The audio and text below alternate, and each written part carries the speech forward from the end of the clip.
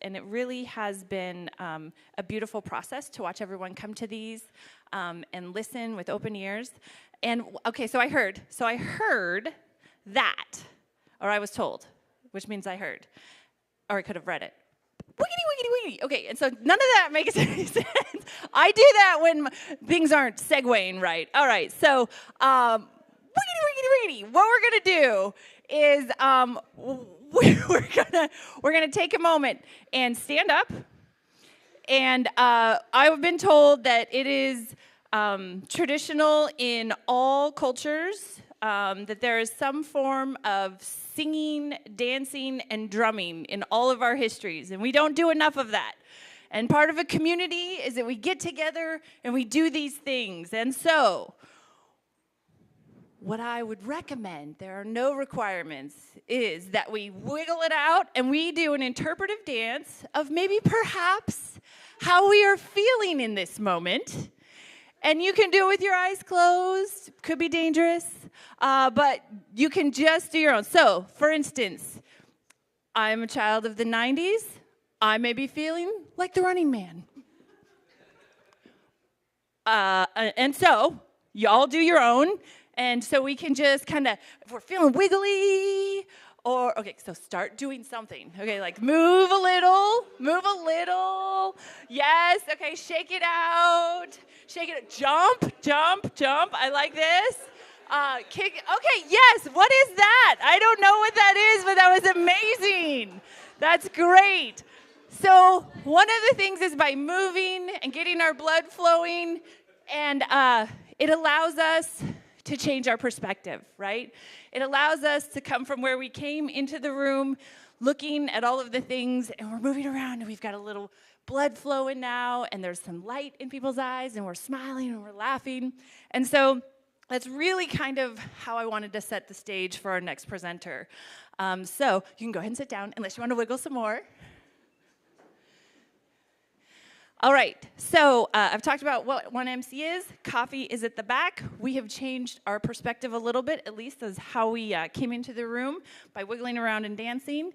And now, without further ado, Damien will come up, and he may shift your perspective on something. He has never shared this before, and so while he is someone you're probably very familiar with, and you have met in this room here, you may have a shift of perspective about who and what he is doing. And you don't need this mic because you have your own. Wiggity, wiggity, wiggity.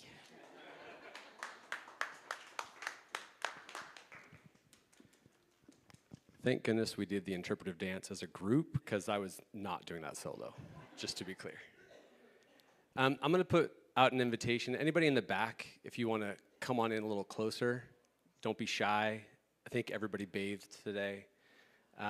It's just always nice to fill in the seats and make sure we're not hiding in the back. About 9 years ago, I was standing in the kitchen chopping some carrots, watching my 2-year-old son do something. And I didn't like what he was doing. And to this day, I actually can't even remember what it was that he was doing that upset me so much. But I was clear that I wasn't comfortable with that behavior. So I did what any sane parent would do. I blamed it on my spouse. I said, surely he must have gotten that from her, because I don't like it, so it definitely didn't come from me. And I scoured my memory looking for a thing to hang it on my wife, and nope, wasn't there. So then I had to do the next logical thing and blame my mother. Yeah, and as it turns out, I was right. My mom did this. Justification, right? Get to blame her. And in one of the luckiest moments of clarity in my life, I thought for a second, if she does it, and if he does it, chances are I do it. Which means, without any question, it's my fault. But I didn't like that I did this thing, and I didn't like that he did it, I didn't like that my mom did it, so I kept tracking back, where did this thing come from? My mom does it. Oh, her dad does it. That's right. don't like that he does it either. And then I kept asking questions of the family. Who did this? Where did this behavior, where did this little thing arise? And it turns out that his mother did it too. So here we are handing down this generational bowling ball. I handed it down to my kid simply because it was normal in my family. Normal is just what you have the most exposure to. It's just what you see on repeat. The example I use is crab legs on Thanksgiving, which I know makes zero sense, so let me explain. You see, if your family eats crab legs on Thanksgiving, it's normal. But maybe one day a kid in your family says, "Grandpa, why? Why do we eat crab legs?" And he recalls some story of his great-great-grandfather going to the store on Thanksgiving because he had forgotten to beforehand. His wife's yelling at him to get out the door, go get the turkey. There's no turkey left. So he picks up crab legs and he brings them home, and the family hates him for it because it's Thanksgiving and we all eat turkey. But not your family. Now your family eats crab legs. And the next year, rather than just doing crab legs or just doing turkey, you now do both. And this becomes a tradition. It gets handed on and handed on and handed on. Until now, you're eating crab legs on Thanksgiving, even if you don't like crab. So the question is, why do we keep doing these things? Because we repeat normal over and over and over and over again, whether you're aware of it or not. This shows up in almost everything you do every single day. Our brain is designed to create habits, so we follow those habits. Becomes our normal life, our normal way of doing things, our normal way of speaking to your partner or to your children, or how you show up at work, or whatever it might be.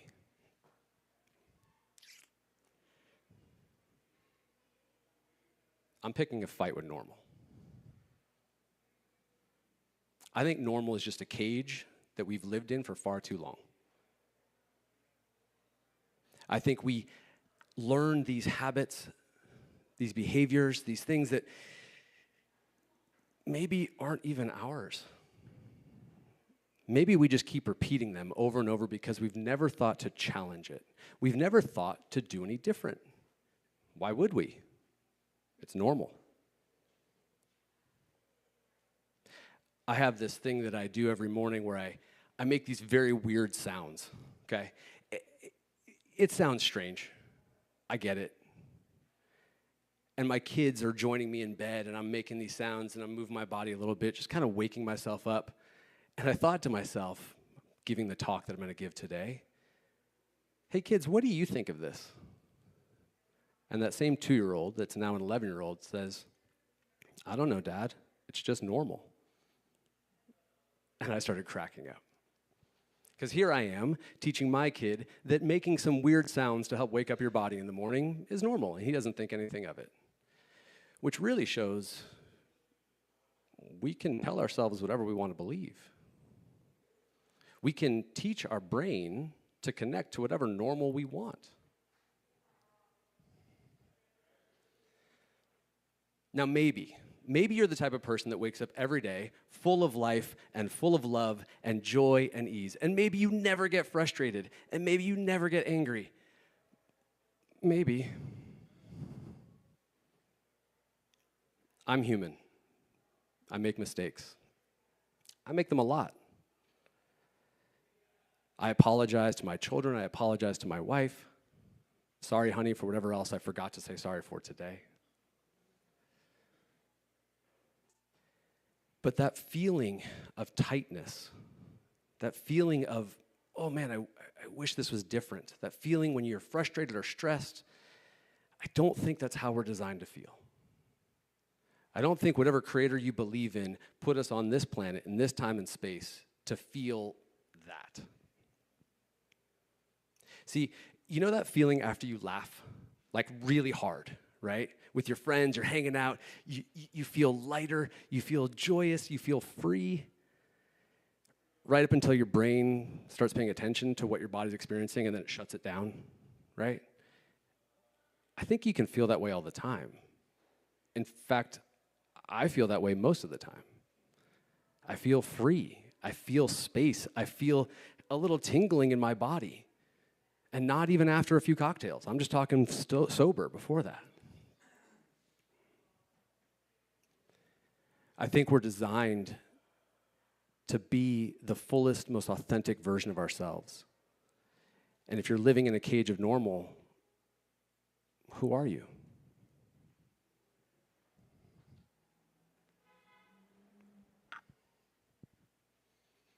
Now, this might sound a little fluffy and light. Yes, I do think every single one of you is a unique snowflake. I think I am too. I think every business I've ever helped is the same thing. I think that there's a thing inside of you, a passion, a fire, a something that might not be coming out right now, that might need a little support to open up and see who you really are. Or maybe you're perfect. I don't know. I could be wrong. If each of us is unique, then being authentic is the best thing you can do. It's your greatest asset. It's the only thing the world actually wants from you. Now, we're all used to seeing this, right? We look at a singer or a person playing sports, and they're just being themselves fully. And what do? We stare, and we applaud, and we live in awe because they're just being themselves. They're just having fun. They're just showing up exactly as them.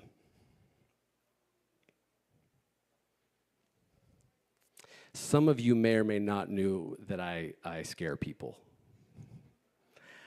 I've been called a bit abrasive. I overwhelm folks. I get it. I'm not for everybody. I don't want to be for everybody. I want to be myself, and if myself works with yourself, great. Let's talk. Let's put some work in together. Chances are, a piece of you is feeling that stuck, is feeling that trap, is feeling some little thing that doesn't quite feel right. So if you're ready to take responsibility for that, if you're aware that you're trapped, you're stuck, something's not quite right, if you're wanting something different than where you are right now, maybe I can help. Now, working with me is a unique experience. Some people call it a consensual brick to the face. I'm direct. I'm direct because I've buried too many friends and family to mention. I deeply feel that life is too short to waste time being dishonest.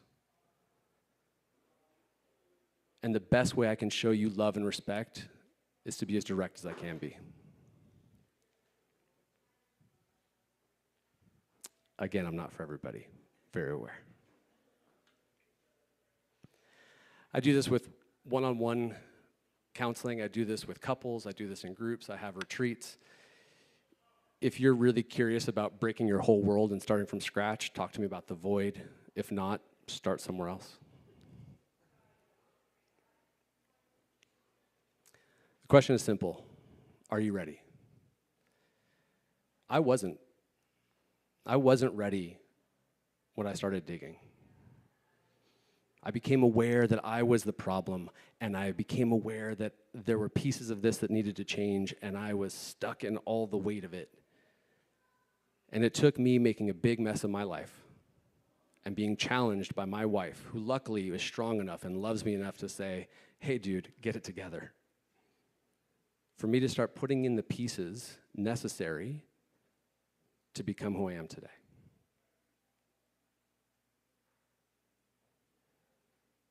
You can feel free in your body. You can feel light. Life can be easy and joyous and fun. And if you're ready for that, email me. If I scare the hell out of you, email me. If any piece of what I said today touched you, If any piece of what I said today really pissed you off, email me. And maybe there's a version of us working together that makes sense. This is the first time I've presented something I've done for about 10 and a half, almost 11 years. I just finally packaged it up because I felt safe in 1 million cups to come and tell all of you about this other side of who I am and who I've been. So here it is. Thank you.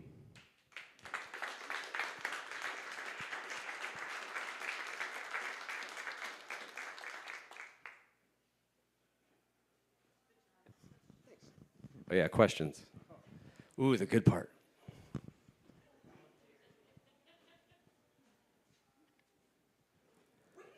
Awesome, I scared everybody into silence. Yes!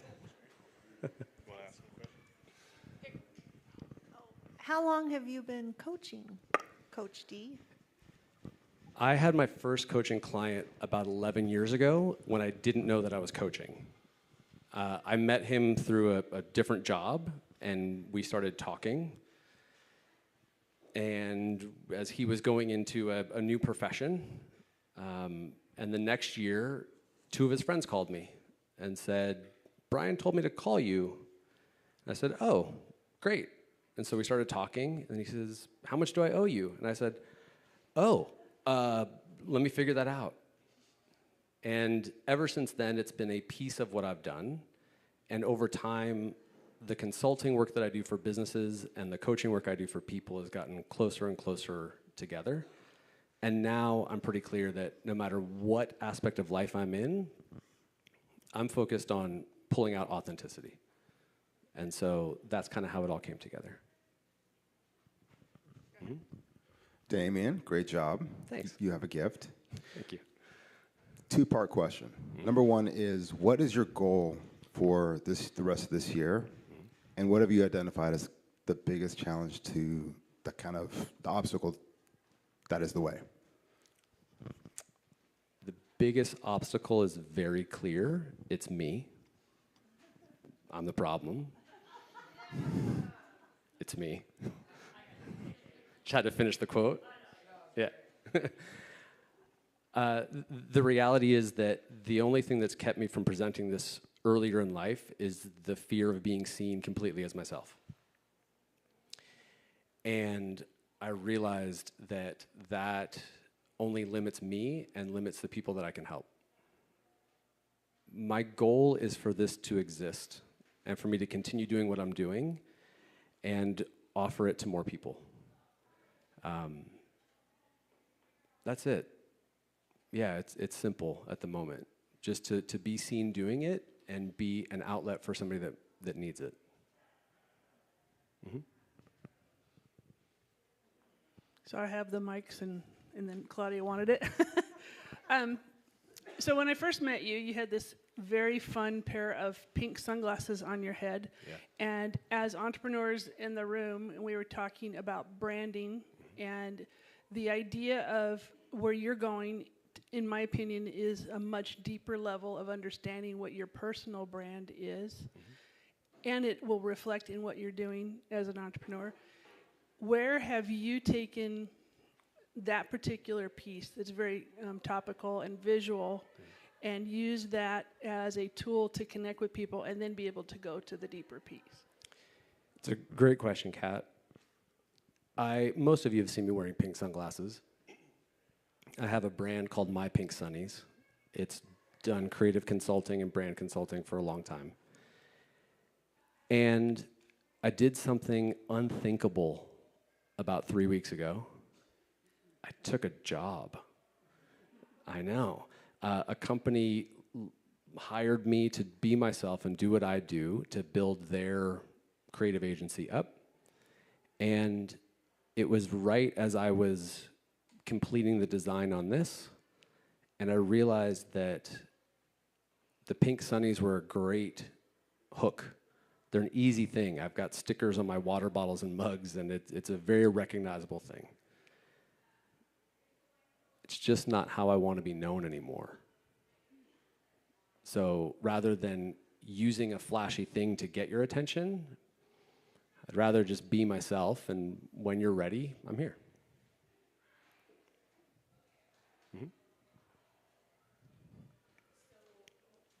No.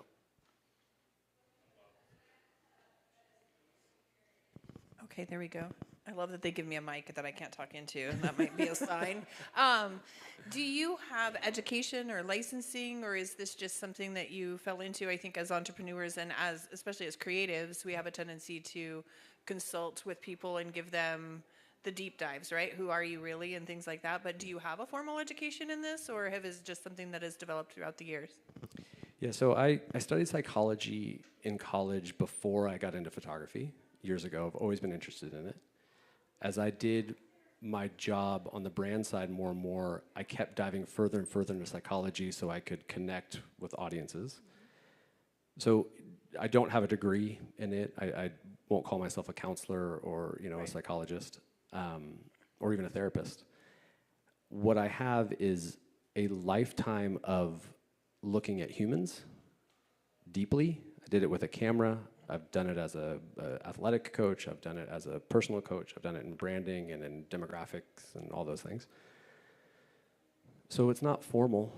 It's just 45 years of buying the ticket and taking the ride twice and having the scars emotionally and physically to prove it. And really what it comes down to is that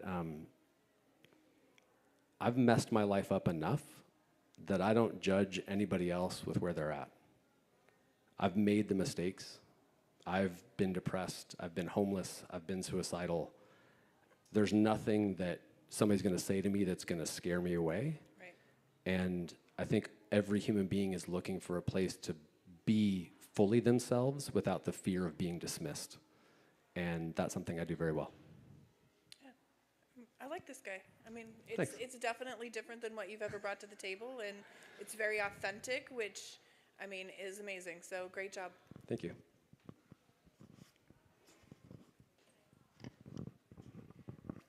I just wanted to compliment your PowerPoint deck. My goodness. Thank you. It's like a cool drink of water. And I wanted to verbalize that. I thought it would be valuable for all of us since we're always creating collateral and thinking about branding. I think that there's such a power and an authenticity and a respect for the other in making things so simple. And I think we obviously have to do a lot of groundwork and a lot of back end work in order to articulate something so simply. But it is just it's what we all crave right now in this like inundation of info world. And I'm inspired to make my branding even more simple and direct. Thank you very much. You're welcome. Yeah, one thing I tell my clients all the time is I need it more simple. It takes really being clear on what you're saying. And if you do the work to get there, then communication becomes fairly easy. And you get to strip away all the extra junk. In fact, I had a hard time putting like multiple lines on a page. Ooh, 2 lines, too much, but I, had to do it. Thank you. Okay, I'll go. I love the end because it brought it all together, right? Because I saw the logo at the beginning, the C and the D, but I wasn't quite sure if it was a C and a D, and I was like, well, what is this? And then I didn't get to know, and then you come to the end of the presentation, and it's like, there's finally that closure and a sense of, okay. And I don't know if I'm articulating that well, but the feeling that came from it was like, oh, now I get it. It all makes sense.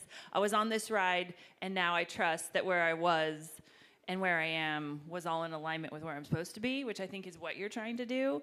So I love that. And would it be possible, and you may say, no, it's not possible, is there a story or a situation or a circumstance that you could convey to us that perhaps was an experience, the experience that you had coaching, working with someone where you saw drastic change, perspective shift, whatever it was that we're all feeling like, yeah, that sounds great, that you could share with us so that we could feel what that looks like from your delivery mode?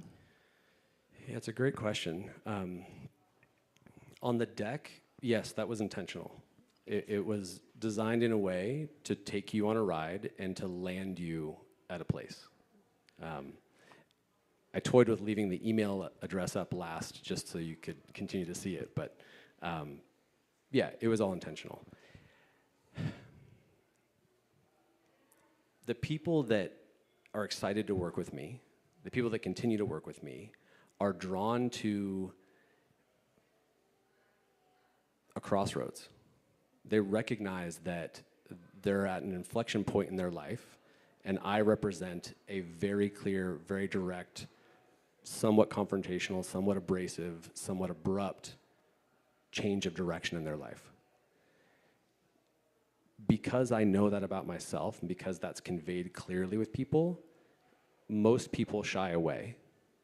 And those that are finally ready, or finally pissed off at their life enough, or finally stuck enough, or frustrated enough, or have tried all the other things, say, yeah, whatever you got.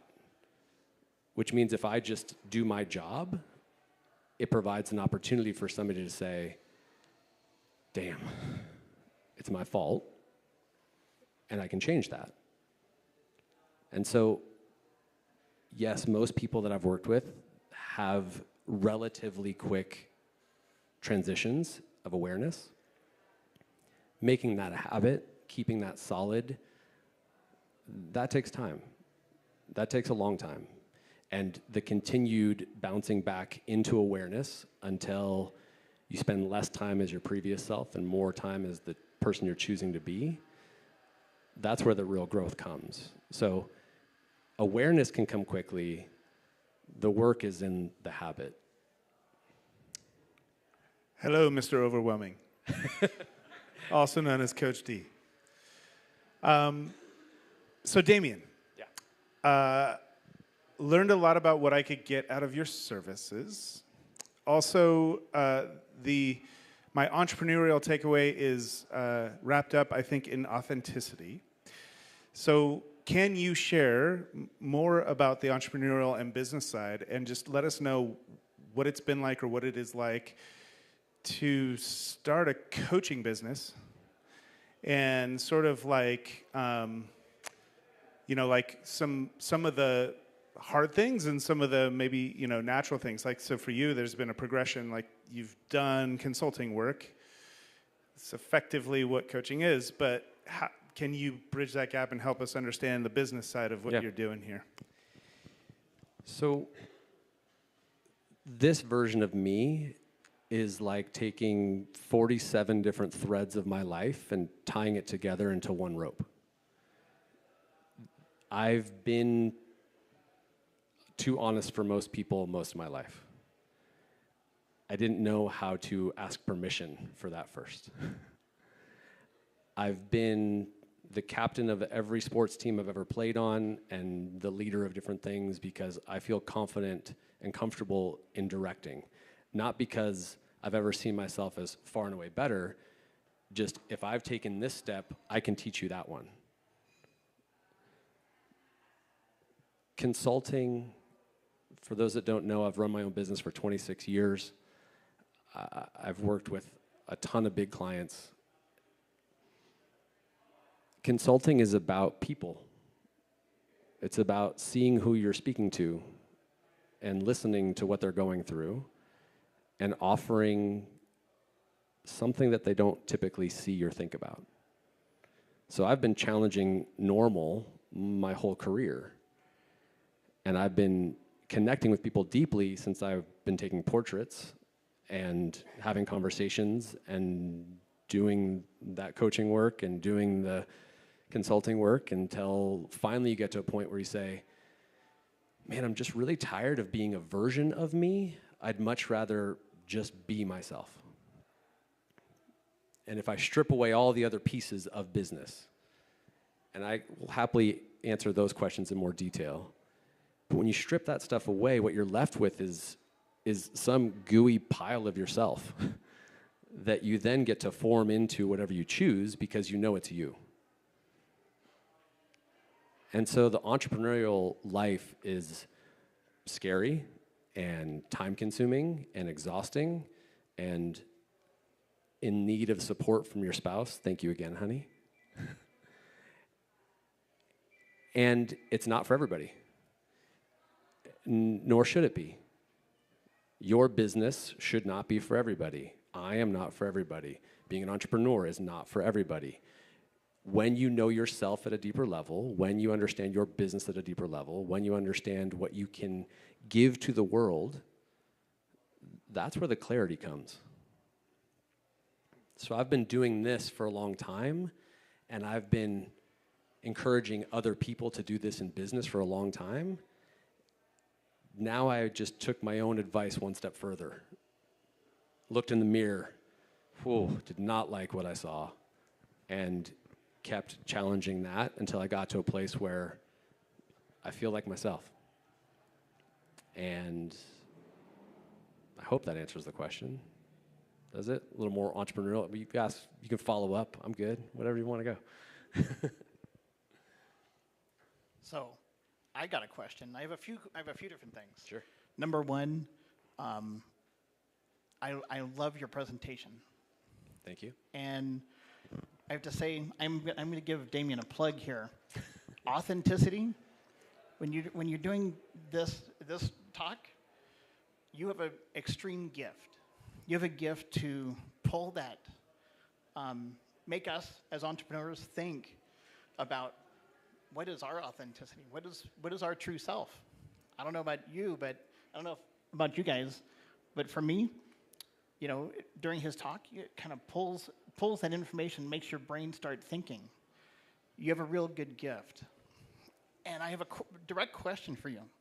Have you ever thought about taking this gift that you have, what you presented today, and doing it on a larger scale, like as a keynote? Yeah. Because, we're planning a large conference, and I already know who I'm going to talk to about asking for a keynote speaker. Thank you. Yeah, thank you very much, Ed. I appreciate it. I'm going to pause and take the compliment because that's something I've needed to work on, so thank you. Yes, I'm aware that this can be beneficial to people. I'm aware that the message can work as a speech. I've given other talks that involve some of these pieces in the past. Yeah, I'm comfortable here for sure, and happy to do it more. Mm-hmm. So I'm going to ask a standard question now that we ask every week. Yeah. How can we as a community support you? Email me. Because there's no website yet, and there's no social media yet, and I had big plans to spend this month getting ready, and instead I got a job. And so walk the journey with me as I present more of this to the world. Just be part of it. I love the philosophical side of you. I appreciate that. So do you help entrepreneurs at all levels, whether they're just getting into being an entrepreneur, they're in the middle of it, they're finishing and closing a business maybe? Do you help with all phases? Yeah, I'm sorry. Tell me your name again. Indra. Indra. Yeah. Indra, I've had a very fortunate career, and I've helped everything from the bare bones startup, where all they had was a sketch on a napkin, and we've turned it into a brand. And I've helped individuals align with their purpose in life and get more connected to themselves. And I've worked with Nike and Red Bull and Team USA and a few other brands you've probably heard of. I'm comfortable at relatively any scale, as long as who I'm working with is ready to be authentic. And that's my only barrier of entry. Not true. 2, 1, you're ready to be authentic, and 2, you're comfortable with growth, which means you're comfortable with doing things differently than you currently are. I'm not just for entrepreneurs. I'm for whoever is called to work with me.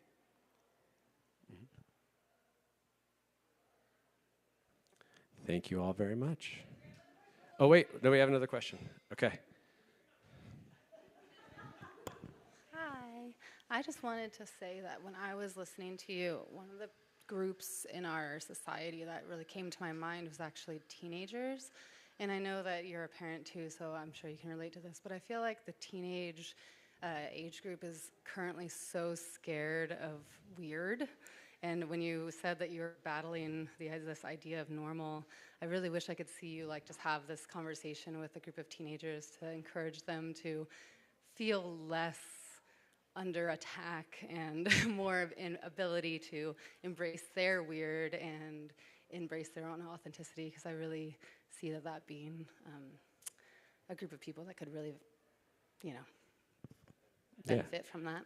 Thank you. Yeah, Just wanted to throw that out there. I appreciate that. I'm open to speaking to whoever, and I have another side project that I'm working on that helps kids and teens specifically address the struggles of life and kind of lean in.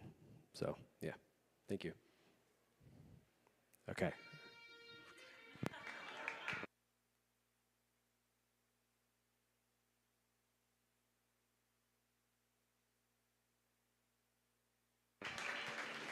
Thank you, Damien. Thank you. Yes, and congratulations on being the newest member of our Orange Mug Club. Yes, you can only get one of these by being up here on the stage. Who in the room has not been on the stage yet? Just out of curiosity. Opportunities, that's all I'm saying.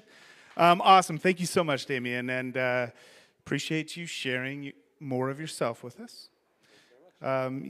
You ask compelling questions from there, but you shared a lot today here, so thank you. Big hand for Damien, one more. Okay, now you can go. So anyhow, I just wanted to thank you all for being here today, for coming in, for sitting in on 1MC. How many people were at Greeters this morning? Thank you for sticking around and participating here.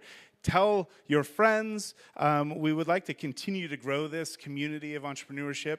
And it's not just if you yourself are an entrepreneur, but if you have experience that you can share with an entrepreneur, or maybe you work in a company and you are very skilled at what you do, all of those skills are necessary for entrepreneurs to have in their businesses too. So everyone has something to bring in this community.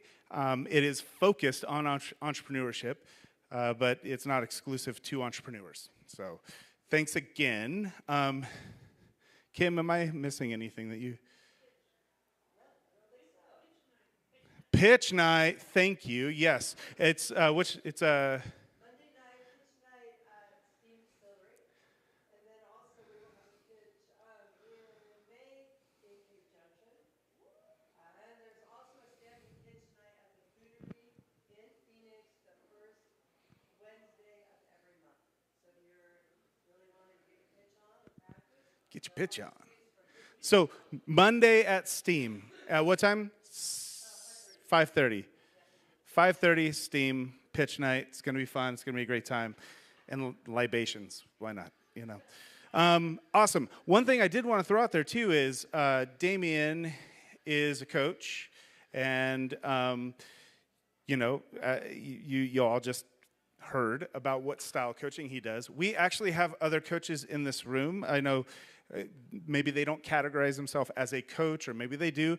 But I know we have some NLP practitioners, we have some other therapists in the room. And so what I would love to throw out there is this idea that it's not about getting our own pieces of the pie. I would love to see all of the people who do like-minded things to come together and work to figure out how we grow that pie. So getting help, like from Damien or from Ian, for instance, getting that kind of help is critical for everyone, right? Mental health and our ability to deal with all that's going on in the world is really critical. And I see a lot of people that go to the gym to work on their physical health, And those same people will maybe like, I don't need to go talk to anybody about my feelings or about what I think or believe. And I would just challenge that. It's just as important, if not more important, than going to the gym and working on the physical health, although I could do more of that myself. So I just put that out there and posit that and say, coaches, people of all of those professions, like come together, talk to each other, share ideas as to how we can get more people engaged in getting that type of help. So anyways, thank you all for being here. Stay, hang out, drink the rest of our coffee. We have extra coffee today. So much coffee. And it's Crazy hot. coffee. Hot And coffee. enjoy it. So Yes. thank you. Thank you, Trevor.